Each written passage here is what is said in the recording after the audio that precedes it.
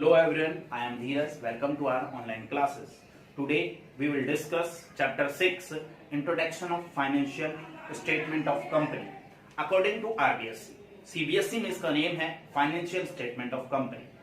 In this chapter we will discuss what is financial statements and meaning and characteristics of financial statement and heading and subheading of balance sheet and heading and subheading of profit and loss account, otherwise statement and profit and loss account. Let's start.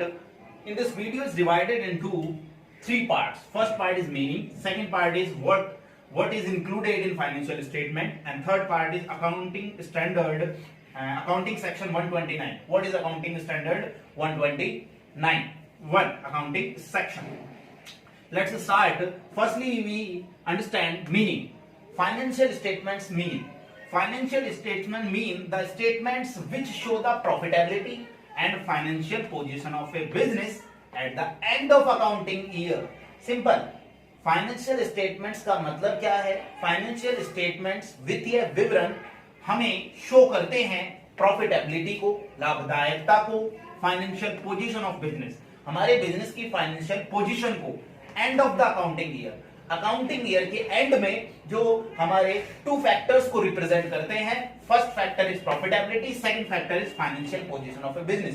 Profitability find out करने के लिए हम बनाते हैं statement of profit and loss, and financial positions को find out करने के लिए हम मेंटेन करते हैं balance sheet and of the accounting year. वित्तीय विवरणों का परिचय हम डिस्कस कर रहे हैं.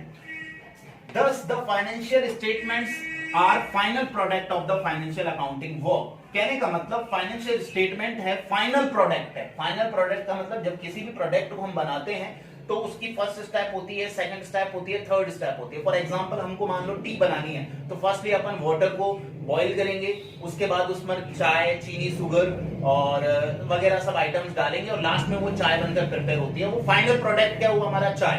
ठीक है. तो ऐसे ही बिजनेस में सब कुछ करने के बाद, परचेज, सेल, एक्सपेंसेस वगैरह करने के बाद फाइनल प्रोडक्ट जो आता है वो आता है financial statement.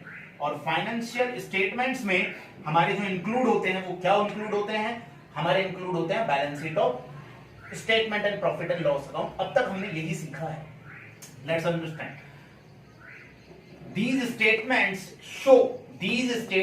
show the FI का फुल फॉर्म है financial information of A enterprise in a brief. कहने का मतलब ये स्टेटमेंट्स जो होते हैं ये हमें एक संक्षिप्त रूप देते हैं. ब्रीफ जो इंफॉर्मेशंस होते हैं बिजनेस की वो हमें प्रोवाइड कराते हैं. अब बात आती है कि फाइनेंशियल स्टेटमेंट्स में इंक्लूड क्या क्या होता है. According to section 240 of the company act 2013, company act 2013 section 240, financial statement in relation to a company includes. Company के फाइनेंशियल स्टेटमेंट्स में जो इंक्लूड्स होते हैं वो 4 आइटम्स इंक्लूड होते हैं. 1 2 3 4 5 आइटम्स इंक्लूड होते हैं. और वो कौन कौन से हैं? According to company act 2013. पहले कंपनी एक्ट अदर चलता था, 1956 चलता था. अब कंपनी एक्ट 2013 चल रहा है. कंपनी एक्ट 2013 में रूल्स और रेगुलेशंस में कुछ चेंजेस किए गए हैं और हमें 2013 के अकॉर्डिंग ही यहां पर चीजें करनी है. इससे पहले कंपनी एक्ट जो दूसरा चलता था उसके अकॉर्डिंग चलता था, लेकिन 2013 से कुछ चेंजेस होने के बाद इसके अकॉर्डिंग चीजें हम यहां पर मेंटेन करते हैं, प्रिपेयर करते हैं. अब बात आती है कि फाइनेंशियल स्टेटमेंट्स में क्या आता है. मैंने आपको प्रीवियस क्लासेस में बताया होगा कि फाइनेंशियल स्टेटमेंट के अंदर सिर्फ 2 ही चीजें बताई थी. एक तो बैलेंस शीट, एक पी एंड एल जिसको statement and profit and loss बोलते हैं, जिसे हम 11th क्लास में पी एंड एल अकाउंट बोलते थे. But in this time financial statements में क्या क्या इंक्लूड होता है. फर्स्टली मैं आपको ऑरली बेस बता रहा हूं. 5 आइटम्स है. फर्स्ट बैलेंस शीट, पहले भी पता था. Second P and L. Third ये न्यू है cash flow statement. Fourth a statement of change in equity. और fifth any explanatory note. Let's understand. First point है balance sheet at the end of the financial year. मतलब financial के end में एक balance sheet बनाई जाती है, ये फाइनेंशियल स्टेटमेंट में इंक्लूड होता है. A statement of P and L as at the end of the financial year. Statement of profit and loss. गलती से इसको पी एंड एल अकाउंट नहीं बोलेंगे हम, क्योंकि 11th क्लास में जो फॉर्म ऑफ द बिजनेस था वो पार्टनरशिप या इंडिविजुअल था, प्रोप्राइटरशिप था. लेकिन कंपनी में इसको statement of profit and loss बोला जाता है, ना कि P&L अकाउंट। तो आप क्या बोलोगे इसको? Statement of profit and loss. बनता वैसा ही है, मतलब ट्रांजैक्शन वही आते हैं, बट इसको जो शो किया जाता है वो statement of profit and loss के दिन से शो किया जाता है।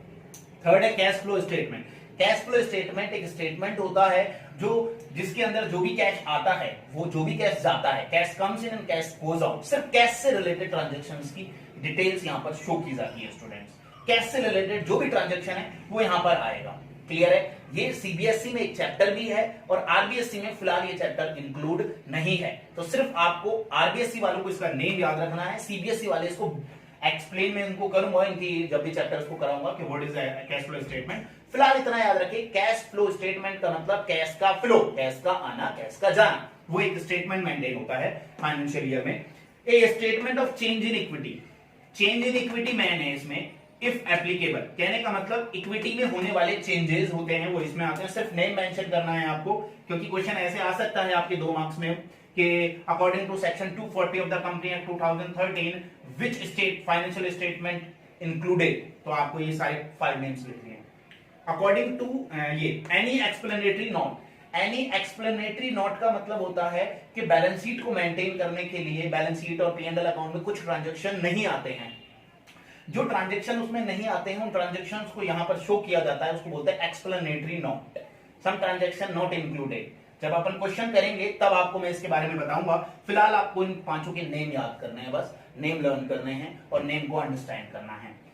Let's start next topic third. According to section 129(1) of the company act 2013 the financial statement of the company. According to section 129(1) के अकॉर्डिंग एक फाइनेंशियल स्टेटमेंट्स के लिए हमें क्या क्या चीजों को फॉलो करना चाहिए।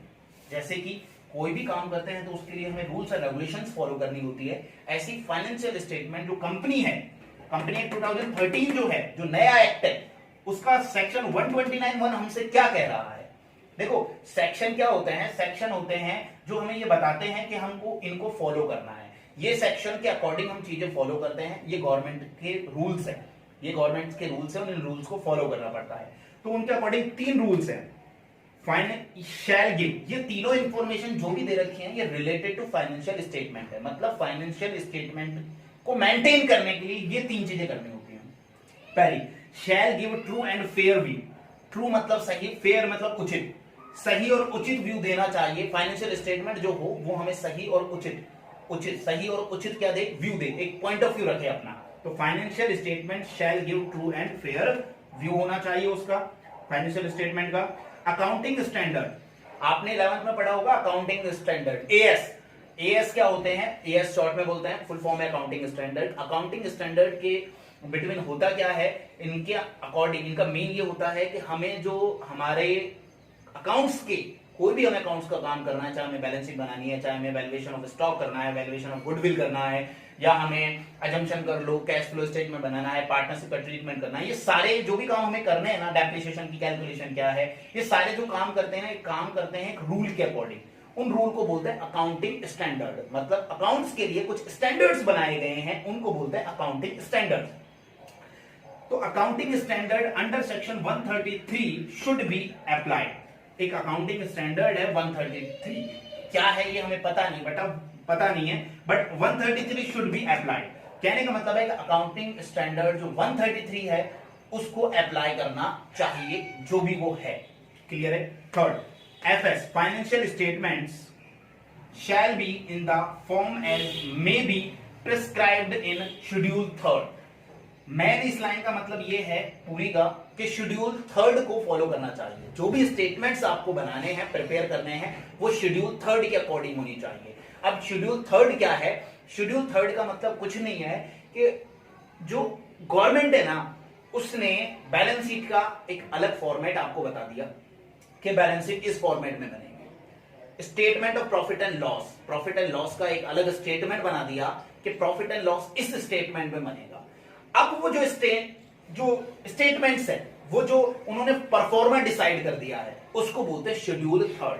तो कहने का मतलब इस पूरी लाइन का ये है कि जो भी स्टेटमेंट्स मेंटेन होंगे फाइनेंशियल स्टेटमेंट के, वो शेड्यूल 3 के अकॉर्डिंग मेंटेन होंगे। शेड्यूल थर्ड क्या है? शेड्यूल थर्ड कुछ नहीं है, कुल मिला के गवर्नमेंट ने एक परफॉर्मा तैयार कर दिया कि बैलेंस शीट इसमें डालनी है, इस तरीके से बनानी है, P&L इस तरीके से बनानी है। ये शेड्यूल थर्ड है, उसको हमें फॉलो करना है बस, और कुछ भी नहीं है स्टूडेंट। एक क्विक रिकैप दे देते हैं। क्विक रिकैप में मेन चीज आपको ध्यान रखनी है, वो क्या है कि फाइनेंशियल स्टेटमेंट का मीनिंग है, हमें ये प्रॉफिटेबिलिटी एंड फाइनेंशियल पोजीशन बताता है बिजनेस के एंड में। प्रॉफिटेबिलिटी हमें जो शो करता है वो P&L अकाउंट से शो होती है, और financial position of the business balance sheet से शो होती है। नेक्स्ट हमारा है कि हमारे यहां पर फाइनेंशियल स्टेटमेंट्स के कितने टाइप्स हैं? 4 टाइप्स है। कितने टाइप्स हैं? 4, 1 2 3 4, और लास्ट में 5th नंबर है एनी एक्सप्लेनेटरी नोट। ये है balance sheet, P&L, cash flow, change in equity और एक्सप्लेनेटरी नोट। क्लियर है? अकाउंटिंग स्टैंडर्ड 129 है ये। इसके अंदर फाइनेंशियल स्टेटमेंट मेंटेन करने के लिए क्या क्या हमें करना होता है वो चीजें हैं। और ये लास्ट में एक नोट है, ये रह गया, एक बार आप देख लें इसको, वेरी इंपॉर्टेंट नोट है। इसका मीन क्या है वो एक्सप्लेन कर देता हूं मैं। देखो, इसका मीन सिंपल है कि कैश फ्लो स्टेटमेंट बनाने के, कैश फ्लो स्टेटमेंट वैसे तो सारी कंपनीज को बनाने होते हैं, लेकिन कुछ कंपनीज को बनाने के लिए इनमें रियायत दी गई है, रिबेट दी गई है, छूट दी गई है कि कुछ कंपनी के लिए ये बनाना कंपलसरी नहीं है। अच्छा, कौन कौन सी ऑर्गेनाइजेशन कैश फ्लो स्टेटमेंट नहीं बना सकती? कंपलसरी जिनके लिए नहीं है, बाकी सबके लिए कंपलसरी है cash flow statement. 1 person company, small company, dormant company के लिए कैश फ्लो स्टेटमेंट बनाना जरूरी नहीं है। ठीक है? These companies are not prepared cash flow statement. Clear है? उनकी चॉइस पर है, वो बनाना चाहे उनकी मर्जी है, नहीं बनाना चाहे तो उनके लिए जरूरी नहीं है। बाकी सभी कंपनीज के लिए जरूरी है। कंपनी बहुत टाइप्स की होती हैं। 1 पर्सन कंपनी जो जिसमें एक ही पर्सन होता है ओनर, और उसी का ऑर्गेनाइजेशन पर पूरा क्या होता है, कंट्रोल होता है, और पूरा मैनेजमेंट उसी को देखना होता है। स्मॉल कंपनी छोटी कंपनी होती है, लघु कंपनी बोलते हैं इसको। डोरमेंट कंपनी होती है, गुप्त कंपनी, निष्क्रिय कंपनी। कहने का मतलब ये 3 टाइप्स की कंपनीज हैं जिनको कैश फ्लो स्टेटमेंट बनाना क्या नहीं है, नीड नहीं है बनाने की, कंपलसरी नहीं है। क्वेश्चन ही 2 मार्क्स में आ सकता है कि कौन कौन सी ऐसी कंपनीज हैं जो फाइनेंशियल कैश फ्लो स्टेटमेंट बनाना जिनके लिए कंपलसरी नहीं है। 1 पर्सन कंपनी, स्मॉल कंपनी और डोरमेंट कंपनी के लिए कैश फ्लो स्टेटमेंट बनाना जरूरी नहीं है। आई होप स्टूडेंट्स आपको क्लियर होगा topic. Thank you so much. Hello everyone, I am Dheeraj. Welcome to our online classes.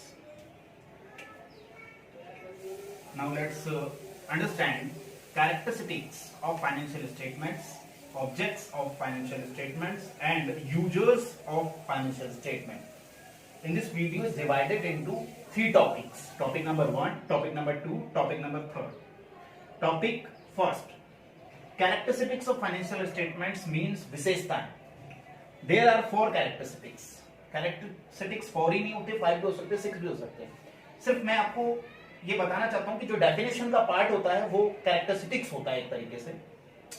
तो information is presented in the monetary form in the financial statement. ये बोल रहा है कि वित्तीय विवरण की सूचनाओं को, जो फाइनेंशियल स्टेटमेंट्स की इंफॉर्मेशंस को हैं, उनको मॉनेटरी फॉर्म्स में रिप्रेजेंट किया जाता है, प्रेजेंट किया जाता है, मौद्रिक रूप में उनको व्यक्त किया जाता है, जो फाइनेंशियल स्टेटमेंट्स की इंफॉर्मेशंस होती है। क्लियर है students? Second, financial statement are called historical document.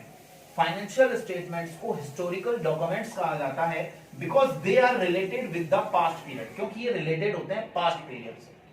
जो फाइनेंशियल स्टेटमेंट है उनको ऐतिहासिक प्रपत्र कहते हैं, हिस्टोरिकल डॉक्यूमेंट्स कहते हैं, बिकॉज वो पास्ट पीरियड से रिलेटेड होते हैं। क्योंकि हम फाइनेंशियल स्टेटमेंट जो मेंटेन करते हैं, प्रिपेयर करते हैं, वो एंड ऑफ द ईयर करते हैं, वर्ष के अंत में। जैसे 1 अप्रैल को बिजनेस स्टार्ट हो, फाइनेंशियल ईयर होता कौन सा है?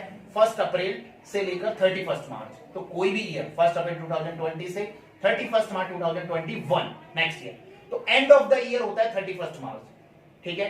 तो एंड ऑफ द पीरियड मतलब उससे पहले की इंफॉर्मेशन को 31 मार्च में तो डालते हैं अपन। तो पास्ट पीरियड की इंफॉर्मेशन को जब अपन किस में शो करते हैं? फाइनेंशियल स्टेटमेंट में, तो इसलिए इसको हिस्टोरिकल डॉक्यूमेंट्स भी कहते हैं। ये ऐतिहासिक प्रपत्र होता है।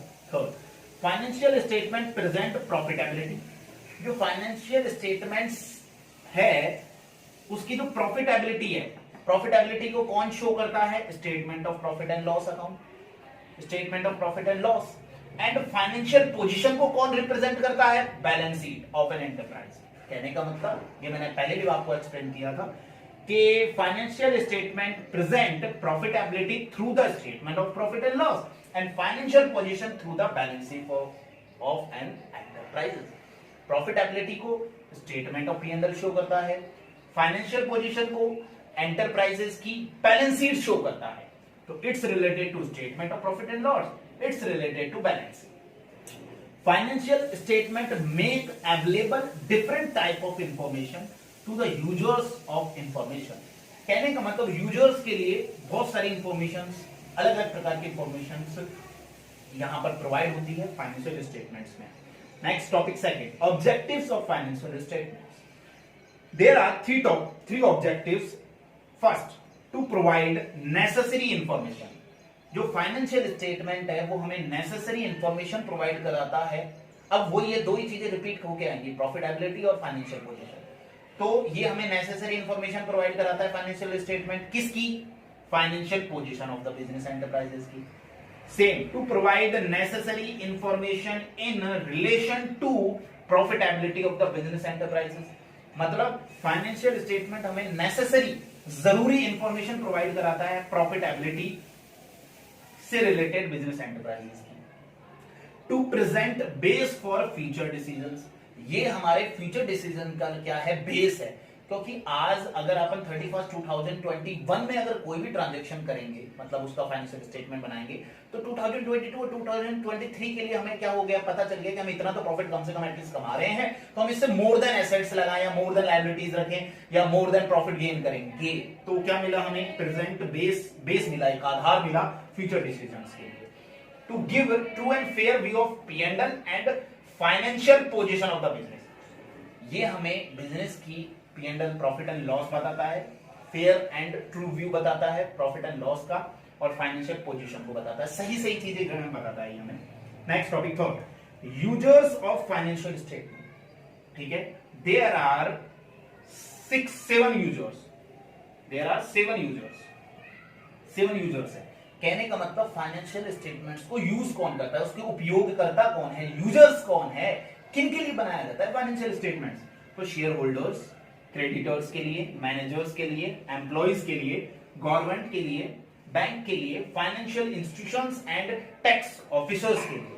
इन सबके लिए फाइनेंशियल स्टेटमेंट्स की नीड होती है, क्योंकि शेयर होल्डर्स ने पैसा लगाया होता है बिजनेस में, कैपिटल लगाई होती है, तो उनको पता रहना चाहिए बिजनेस में क्या चल रहा है, क्या नहीं चल रहा है, प्रॉफिट चल रहा है, लॉस चल रहा है. क्रेडिटर्स जिन्होंने उधार में उनको पैसा दिया है, क्रेडिट पर ट्रांजैक्शंस किए हैं, क्रेडिट उधार में कोई माल दिया है, प्रोडक्ट दिया है, कुछ भी दिया है, पैसे दिए, लोन दिया है, तो उनको भी पता होना चाहिए. मैनेजर्स होते हैं जो बिजनेस में वर्क करते हैं, तो एम्प्लॉय होते हैं एक तरीके से मैनेजर्स, तो वो मैनेज करते हैं.